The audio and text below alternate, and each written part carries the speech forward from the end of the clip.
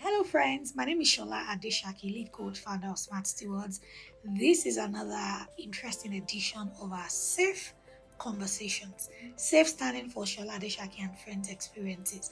And today I've got these beautiful ladies in the studio with me, and we will be talking about some very important money conversations today. By the way, they are all amazing business owners in different sectors: drop shipping, fashion, consulting and coaching, and all of those. Ladies, how you doing? To my extreme right, I have Damilare Igbayiloye.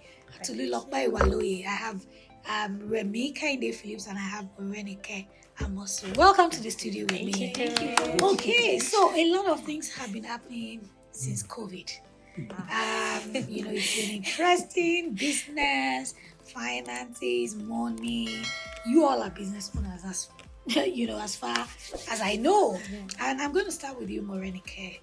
These days, you hear conversations amongst women, amongst men. Everybody is jackpying. Obviously, you are here today because you're still in Nigeria.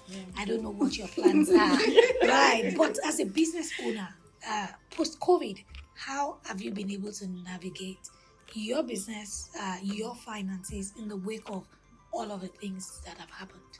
In being candid, I must say that I have had to go into diversification that I did not see coming.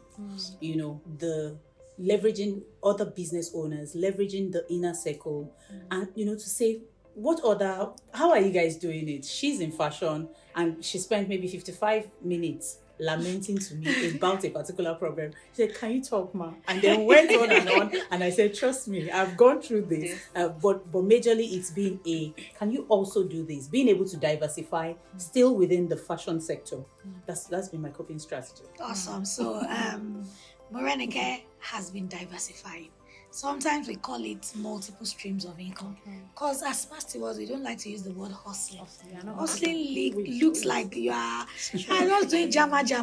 But she says diversification. I quite agree. I mean, sometime last week I went to learn a skill. Right. An area of passion that, I love. And I just became quite inquisitive. Like, what's happening here? I spend a lot of my money buying this particular stuff. Let me know what is happening behind the scenes. And it seemed and it looked and it actually was simpler than I thought it was. Now, so it's left for me to decide whether I'm going to monetize my new skill or not. So, we make this joke like in Yoruba, they would say that it is the state of the economy that makes a carpenter become a bricklayer, and all of those things. But hey, we are not even going to allow these money issues get to us. But we're just, discussing wisdom tips. I tell people you have multiple outlets of expenses. Why would you limit your income to just one source, right? So thank you for that one. That was a good way to start the conversation. Let me go to Damilare. Damilare, you are Yoruba coach, you teach Yoruba language. Actually, Damilare teaches my children, how to speak Yoruba. So this is free advert for you. Thank you, Mom. I follow you on social media and I see so many things you're doing. You are recruiting new coaches. In fact, since COVID, I know you have done even a lot more than even before COVID. Or maybe you are more visible on social media. I really don't know. But tell us, how have you been navigating the terrain? Have you been coping? Not coping. How have you been thriving? Okay. Right. So tell us. Thank you so much, Coach, and thank you for this opportunity. Okay, so for me, before COVID, we have this physical space that parents to bring their children. But trust me, we had like one or two parents. Those are my neighbors. So when COVID happened, we had to migrate from physical class to online, and I will say our online classes, we are doing so well. You see, the way we've been able to connect more and get more parents online is far better than the physical class. You see, we have students in different parts of the world, Canada, USA, Australia, Sweden, and all. And trust me, I can't handle all that all by myself. So I need more hands, and we've been able to get more teachers who also study Yoruba language, and they've been helping, in teaching these children how to speak Yoruba language beyond what they are learning in school. Because trust me, what they are teaching them in school is different from the conversation they will have with their parents at home, that one-on-one thing. So I would say we are doing well compared to physical classes. The online classes is striving for us. I would say that. Good. Yes. So as you can see, Damilare looks the part of her job. I mean, her hair looks like Rega, like all of those Yoruba things. So I'm happy. One word I would pick from that. You know, Morenike said diversification. I will say migration, to sort of rhyme. As you do now. You rhyme. Because sorry, let me say something there. A parent, I was teaching a parent. She's in Magodo, and then she called me before COVID that, Damilare, don't come to my house now. And then I said to myself, so what will you do if you're not going to parents' house? And I thought to myself, no, I can't stop this. Thank God I didn't allow that to put me down. I said, don't come to my house, and I just stopped doing anything about it. I'm like, no, this is something else. And then I just swing into action. Then I spoke with the coach. I know you're having people all over the world that you're speaking. What are you using? And then coach said, Zoom now, do this. I said, Zoom, family member, come. Let's start this Zoom. And that was I just swing into action. Thank God I didn't say no, because I can't go to people's house or have a physical class. But I was able to just jump that, that phase, that hurdle, and we started online. Brilliant. So migration, business owners, apart from being able to diversify, you must be quick to pivot in the wake of changing circumstances. Now she teaches more children, even adults. She reaches more people than even when she will do things physically. And I tell people the world has become a smaller global community. Right? I like to say you can be in Lagos and be servicing people in Los Angeles. You can live in Otta and be serving people in Ottawa. You get it? That's it. Right. So we are not, going to be stopped or constrained or limited by what we see around us. What is happening? So let me go to Tolu Iwaloye. Tolu Iwaloye is a brilliant fashion designer. I know. See, sometimes I think about it. People are complaining the economy is hard, we are not working, people are not eating, people don't have money. But when you go on the streets of social media, the styles and the fashion industry keeps evolving and people keep sewing. People keep making stuff. So the question is, in the fashion industry, did you guys feel the impact of COVID at all? If yes, right, how did you manage it? If no, what are your plans to still remain very relevant and may still make money in times like this? Thank you so much, Coach. Thanks. I'm learning some new ideas here already. As we get to COVID, in a way, COVID affected fashion because most people during that period were just concerned about what to eat. Like most people were indoor, not going out and all. Then after COVID, I think most fashion designers bounced back in a way. Like, something about fashion is the trend keeps getting like higher and higher. There was a time I was going to get some fabrics for a client. I think she will be able to relate in a way.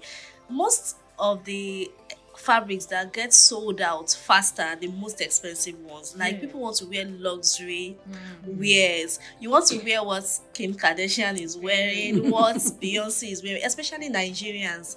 Like they want to like match up.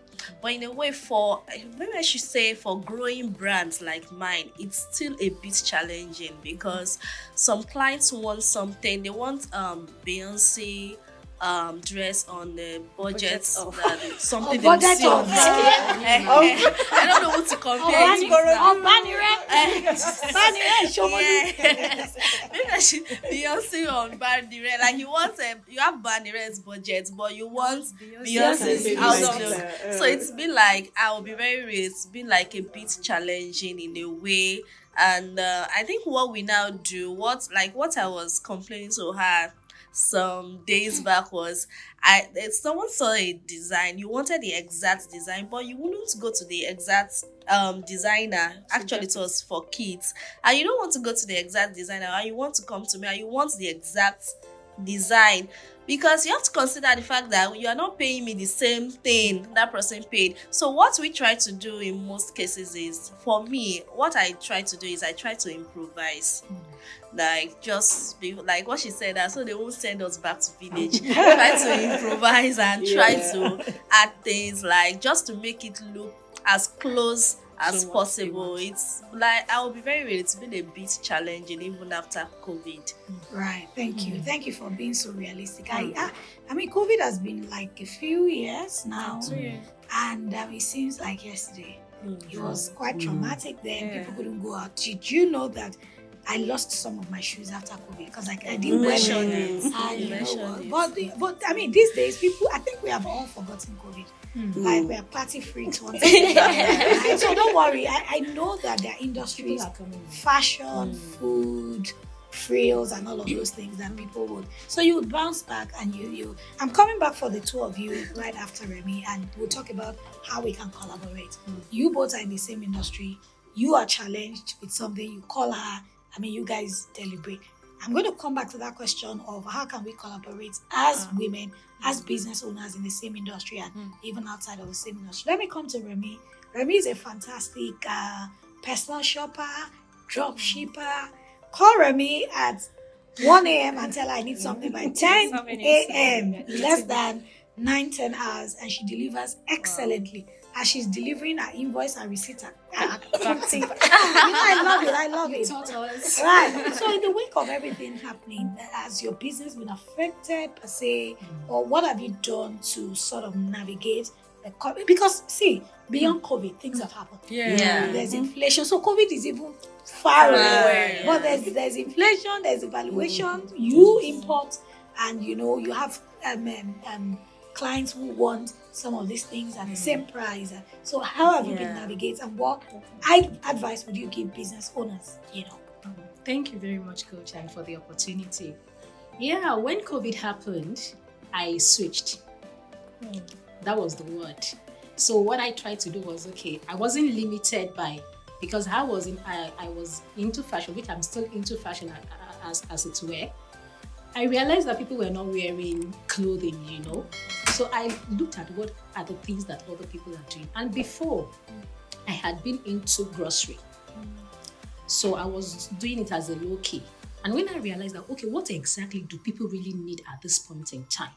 And I switched into grocery. It will amaze you that I made sales during COVID. And I remember very well that there was one of Coach's courses, that I signed up for, which is discovering your diamonds. Digitalize your diamonds. And that was epic for me, because on the group, I connected with somebody globally, and we did collaboration. So another thing that I also think came handy for me was collaboration. So I wasn't going to be doing it all by myself. So you can imagine somebody has something, I'm saying, I can make this happen for you on my platform. So I bring it on my platform. Those are the behind the scenes that you won't even know. So the only thing I will just present to you is that I'm also doing this. And it was amazing how people were making demands. Then another thing I did was I wasn't doing the regular. So take, for instance, you go to your regular grocery person and you can pick items one after the other. So what I was doing was doing bulk shopping, and I was doing kilograms. Yes, I wasn't saying, you get one thing. No, I was doing kilograms, and I put a cost to that. So I'm saying, if you bring this and you are putting all this together, this is what it's going to cost you. And it amazed me so much. A client who was also a client in, wardrobe management and all of that, called me and made order of 85,000 worth of grocery. Wow. Do you know the funny thing is, I was leveraging on the market women. So because I have access to go to a nearby market around my area, where you also live is also a plus. And so I will leverage on this market women. They pick as little as vegetables for me, and I charge clients on that. Because there are some people, they just want the ready thing. I'm bringing vegetable to your house. They want it picked. Nobody has the time to be cutting and be doing all stuff. So I pay them off, and Viola, I'm fine. So then after COVID, I went back into my wardrobe, management business that I was doing. And it's been awesome Fantastic so far. Brilliant. So I heard the word leverage. Yeah. I heard the word leverage. Fantastic. I mean, if you have read Remi Kehinde's book called The Cash Flow Quadrant, it says you can earn money as an employee, a self-employed, a business owner, an investor. Being a business owner means leverage. You're leveraging other people's skills, other people's talent, other people's time. These days, people do private labeling. Yeah. What does it mean? Make clothes for me. Put my name as a brand. I get it from you. I sell. Nobody knows who is doing it for me. They bring stuff in from China, private labeled or white labeled. They do it right here in Nigeria. I stumbled on such a fantastic piece of information. Some of those things that you think are imported are actually well done here, like the branding and everything. So guys, please don't keep saying COVID is gone. Don't keep saying evaluation. Don't keep saying inflation, because things will continue to happen. There are no perfect times, and by the way, the government is not interested, so to say, in prospering you. Your responsibility as a business owner to prosper yourself is yours. It is personal. So you've got to take it upon yourself, learn from women. And that's going to lead me to like the last question, which is collaboration. Now, we talked about diversification, we talked about migration, we talked about leverage, we talked about you being able to stand for what you represent and sometimes tell your clients, this is what it is. I mean, there should be a budget. If you want this item at this level, you must be able to pay for it, But collaboration, ladies, there's this thing about, no, don't let them know what you're doing. Don't let them know. The lady that taught me the skill, I'm still hiding that skill. You will get to know. Very soon you will hear about it. The inner circle.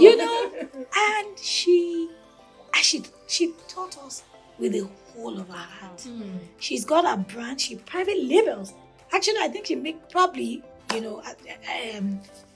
probably makes money private labeling even from her own brand. And here we are, potential competitors coming to her. She didn't hide a thing. Up until her suppliers locally and globally, she poured her heart. And I'm like, hey guys, and that's what I tell people in personal finance. I say, this person, don't mention. Recently, I mentioned a supposed competitor's name on a program that was not even ours. Saying, okay, when we talk about personal financial platforms, I mentioned her convention, and she heard about it, and she reached out to me to say thank you. I heard that you mentioned her name, collaboration. So my own personal policy is there are 7 billion people. How many people do you want to reach? Right? Without leverage. I tell people in Lagos, Nigeria, where we currently reside, there are 20 million people. How many people do you want to teach? Even if you do 7 hours daily, you must be able to collaborate, whereby you leverage and say, you know what, I've got these clients, you take them, give me 40%, 30% of whatever the money is. You have a client here, you're saying, I cannot fulfill this order, let's do it together. So ladies, let me quickly hear from you, Morenike. What's your take on collaboration? In my profile, I write collaborations champion. I believe it's the way to go. I believe that there are so many, so even in the industry where I operate primarily, there's so many in the value chain. So everybody, the reason for burnout most times is when someone wants to take on everything. So it's bad enough as a small business owner that you switch to customer care at times, you become consultant, you're working in instead of working on your business, you're delivery all over the place. And so imagine this world where just so long as we understand that, okay, memorandums of understanding happens and all of that, where I understand I can supply this for her. It makes her processes more efficient. It means that she can now go online, maybe on a site, to say, this is our capacity for children dresses within this. So I believe that collaboration will solve the world's problem. I'm all for it. It's taking on Newtons and we're here for it. Thank you. Well, what's your take on collaboration? I believe strongly in it too. Like, it's what I've been working on too, like of recent. Like, it's actually stress-free. Then it makes you like more productive. Like what you said, not everyone will get to know that you didn't do this on your own. And I've realized something too, that most of the thriving fashion brand are into that. Like when you get to hear I was telling a friend that, do you know most fashion designers use men as their stylist, like their tailors. She was shocked. I was like, that is what is happening. Like, you see men, they work more, but when they are coming out, you don't get to know they are not the one doing it. No, collaboration is, and aside the production, even in when it comes to projecting your products, working with photographers, models, and all these are parts of collaboration, then it gives you like a better result and so good. attract So more. sometimes the collaboration is not even with people in your industry. Yes. It might be, cross industry, across industry, and so brilliant. What would be one word in half a second that you would say to a business owner who has been struggling in the coaching or consulting field? What would you tell them? Okay, so for me, I would say write down your plans, work on your plans, and run with it. Don't just write it down and look at it as it will happen. No, you have to work. I mean, WORK. You work and then you run at it, because trust me, things are happening day in, day out. So if you're out there, you will get the result that you want. So write it down, work on your dream, and run with it. You'll get the result. Brilliant, right? Walk, run, WWR. What's one word with our viewers? For me, it's focus. Because I also realized that if you're not careful on this journey, a lot of things, as much as we talk about collaboration, leveraging, and all of that, there are things that will interrupt your focus. So I want you to be focused. If you believe so much in that thing, just go for it. Thank you. Thank you, ladies. I wish we could continue, but we'll do this some other time soon. Yeah. Thank you. Thank you for having us, Thank coach. you. Thank you.